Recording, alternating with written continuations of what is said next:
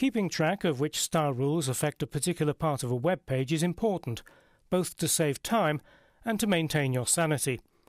In this video I'll show you two very different tools designed to do just that, the CSS Styles panel and the Code Navigator.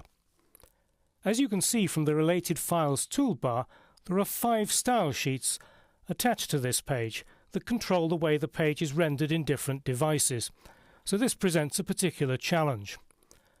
We're going to look first at the CSS Styles panel, which normally lives here on the right amongst the panels. If you can't see it, go to the Window menu and select CSS Styles.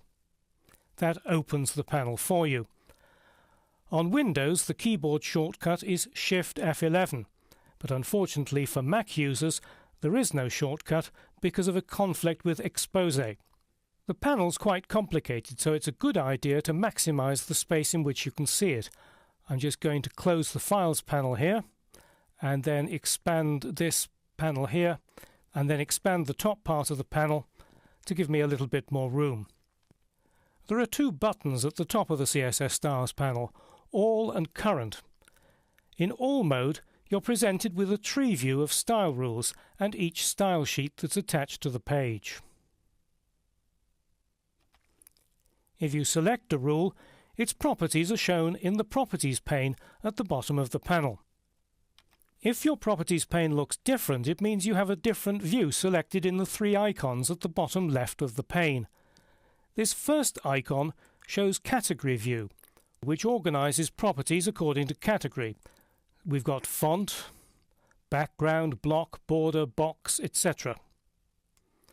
The second icon shows List View. What this does is it displays properties in the current rule at the top of the list, but all other properties are in alphabetical order.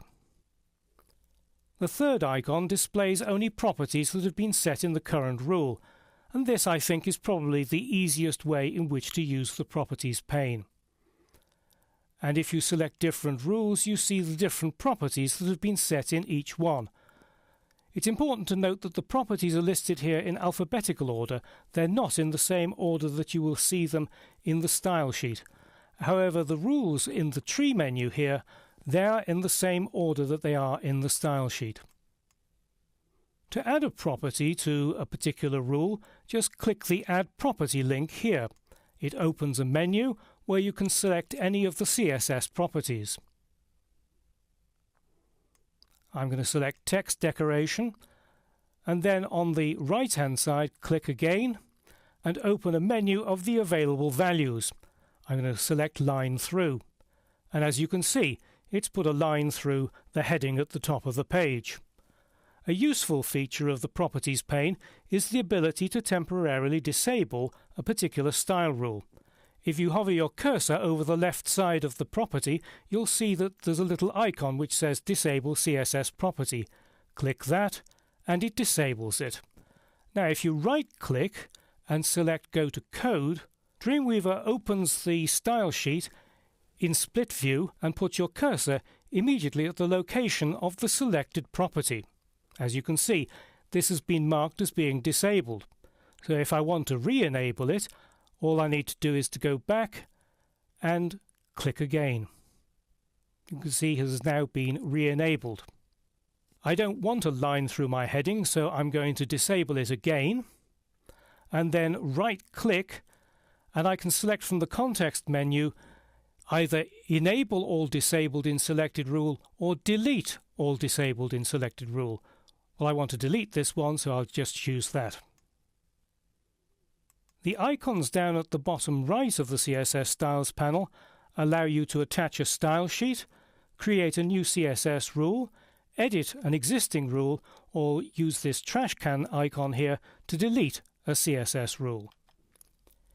If you want to change the order of your style rules, you can do so through the CSS Styles panel by selecting a rule and just dragging and dropping it within the CSS Styles panel. I'm going to drop it here above the body, and you can see that it's been moved inside the style sheet and is now above the body rule. Selecting Current Mode by clicking this button at the top of the CSS Styles panel presents a very different view of your styles. The panel is divided into 3.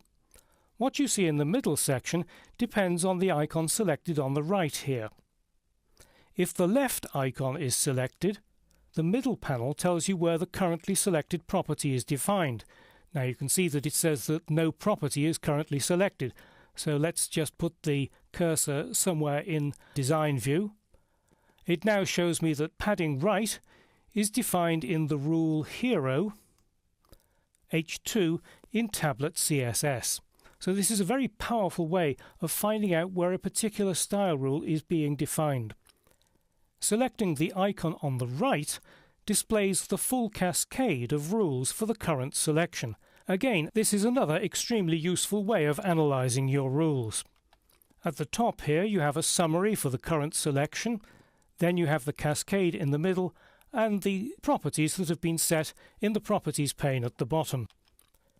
Changing the position of the cursor or the selection in Design View changes what you see in the CSS Styles panel, giving you a very detailed view of the styles wherever you are in your web page.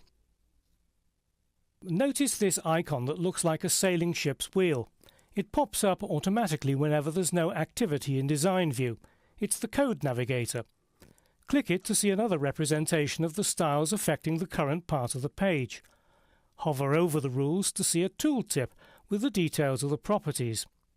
The selector names are actually links, so if you click one of them, it'll take you directly to the code in the relevant style sheet. As you can see, we've now moved directly to the nav rule here in split view.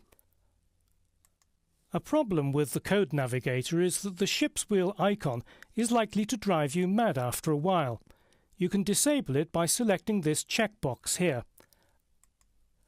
To activate the Code Navigator again, Alt-click in Windows or Option-Command-click in a Mac. The Code Navigator is useful for quick fixes to style sheets. The CSS Styles panel in current mode is the more powerful tool, but it does take time to learn how to use it. Once you understand the wealth of information that it provides, you'll wonder how you ever did without it.